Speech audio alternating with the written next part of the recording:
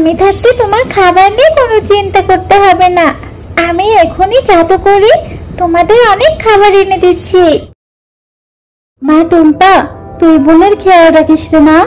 আমি একটু বাইরে যাই, ঘরে যে একটা দানা পানিও নেই, দেখি বাইরে থেকে কোনো খাবার জোগাড় করে আনতে পারি কিনা। মা, ও মা, বাইরে তো অনেক বৃষ্টি হচ্ছে, এই বৃষ্টির মধ্যে তুমি কিভাবে খাবার আনতে যাবে বলো তো? মারে, খাবার আনতে না গেলে যে তোদেরকে না খেয়ে থাকতে হবে। ঘরে যে একটা দানা পানি নেই, একটু মুড়ি ছিল সেটাও শেষ হয়ে গেছে। তোরা চিন্তা করিস না, আমি কিছুক্ষণের মধ্যেই খুঁজে নিয়ে চলে আসব। এরপর শিফা শিয়ালিনী তার মেয়েদের জন্য খাবার খুঁজতে যায়। আর তখনই খুব জোরে বৃষ্টি হওয়াতে, আরে এই বৃষ্টিটা যে থামার যে কোনো নামই নেই। না না, এইভাবে দাঁড়িয়ে থাকলে চলবে না। আমাকে আমার বাচ্চাদের জন্য যেভাবেই হোক খাবার জোগাড় করতে হবে, না হলে যে আমার মেয়েরা না খেয়ে থাকবে। আহারে, কত সুন্দর পুঁটি মাছটাকে কিনা সাপে গিলে খেতে চাইছে। না জানি মাছটার কত কষ্ট হচ্ছে।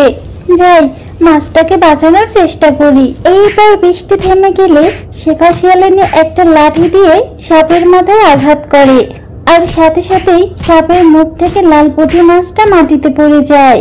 ওরে বাবা রে, মরে গেলাম রে। বজ্জাত শিয়ালিনী, তোর এত বড় সাহস, তুই আমার শরীরে আঘাত করিস। শুধু তাই নয়, তুই আমার শিকারকে বাঁচিয়ে দিয়েছিস, আমি তোকে ছাড়বো না। এরপর সাপটি শিফা শিয়ালিনীর পায়ে কামড় বসিয়ে দিয়ে সেখান থেকে চলে যায়।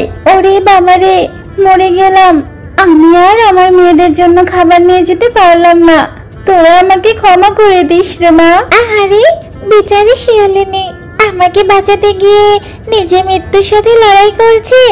যে নিজের জীবনের পরোয়া না করে অন্যের বিপদে এগিয়ে আসে, সেই তো প্রকৃত বন্ধু। এই শিয়ালিনী আজ থেকে আমার বন্ধু, তাই আমার বন্ধুকে আমার বাঁচাতেই হবে। এরপর সেই লাল পুঁটি মাছ তার জাদু শক্তি প্রয়োগ করে, আর শিয়ালিনী সাথে সাথেই সুস্থ হয়ে যায়। এ কি, আমি বেঁচে গেলাম কি করে? আমাকে তো সাপে কেটেছিল, তাহলে কে আমাকে বাঁচালো? আমি বন্ধু, আমি তোমাকে বাঁচিয়েছি। তুমি তোমার জীবনের পরোয়া না করে আমাকে মৃত্যুর হাত থেকে রক্ষা করেছো, তাহলে আমি তোমাকে না বাঁচিয়ে থাকতে পারি বলো? ও মা গো, তুমি দেখি কথা বলতে পারো, আর তুমি মাছ হয়ে আমার প্রাণ বাঁচালে কিভাবে বলো তো? আমি হলাম জাদুর দেশের মাছ। আমি পানির নিচে থাকি, কিন্তু শখ করে একটু পানির উপরে ঘুরতে এসেছিলাম। ঠিক তখনই সাপটা আমাকে ধরে ফেলে। জানো বন্ধু, পানির নিচে একা একা থাকতে আমার খুব খারাপ লাগে। আচ্ছা বন্ধু, তুমি কি আমাকে তোমার সাথে তোমার বাড়িতে নিয়ে যাবে? তা হয়তো পারবো, কিন্তু আমি হলাম গরিব পশু। নিজেদের খাবার একবেলা জোটাতে পারলেও অন্যদিন জোটাতে পারি না। আর আমি তোমাকে কি খেতে দিব সেটাই তো বুঝতে পারছি না। ও আচ্ছা, ঠিক আছে, আমার খাওয়া নিয়ে চিন্তা করো না বন্ধু, আমি ঠিকই জোগাড় করে নিতে পারবো। এই নাও বন্ধু, এই বালতিতে পানি উঠাও আর আমাকে পানিতে করে নিয়ে যাও। মা, তুমি এসেছো? এদিকে বোন তোমার অপেক্ষায় থাকতে থাকতে ঘুমিয়ে পড়েছে। এ কি মা, এত সুন্দর দেখতে পুঁটি মাছটাকে তুমি কোথায় পেলে? এরপর শিফা শিয়ালিনী সমস্ত ঘটনা টুম্পাকে খুলে বলে। মা, তাহলে তো অনেক ভালো হলো, ওকে সাথে নিয়ে এসে তুমি খুব ভালো করেছো। এখন থেকে এই মাছের সাথে আমরা দুই বোন খেলা করতে পারবো। কিন্তু মা, ওকে আমরা কিভাবে খাবার দিব? তুমি তো সাথে কোনো খাবারই আনোনি। হ্যাঁ রে মা, কি করব বল, আমার যে পোড়া কপাল। বাকিনী ভাবির বাড়িতে যে কাজটা ছিল সেটাও আর নেই, অন্য কোথা থেকে কোনো কাজও পাচ্ছি না। এদিকে কোনো খাবারও তোদের জন্য জোগাড় করে আনতে পারলাম না। আরে বাড়িতে তো আজ অনেক কাজ, এত কাজ আমি কিভাবে করব? কাজ করলে তো আবার আমার এত সুন্দর হাতগুলো নষ্ট হয়ে যাবে। যাই, আমি বরং শেফা শিয়ালিনীকে 200 টাকা দিয়ে কাজগুলো করিয়ে নেই। এরপর বাঘিনী টুম্বাদের বাড়িতে আসে।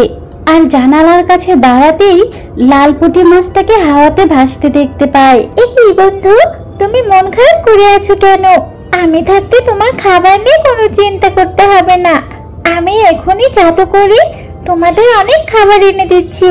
এ কি, ওরা এই জাদুর মাছটা কোথায় পেয়েছে?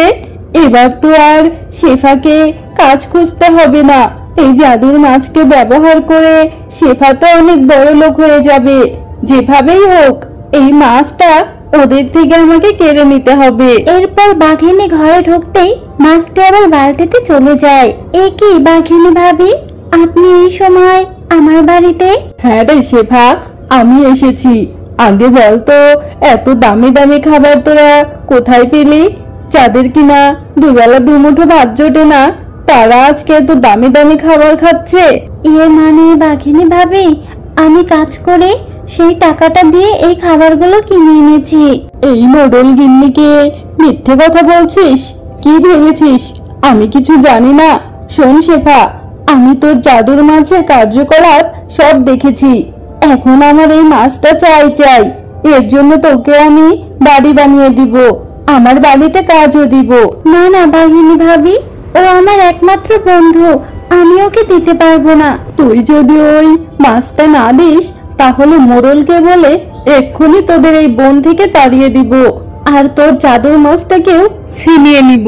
ঠিক আছে বাঘিনী, তুমি আমার বন্ধুকে কিছু বললো না। আমি তোমার সাথে তোমার বাড়িতে যাব। এইসব তুমি কি বলছো? বাঘিনী ভাবি তোমাকে দিয়ে ইচ্ছে মতো খাটিয়ে নিবে।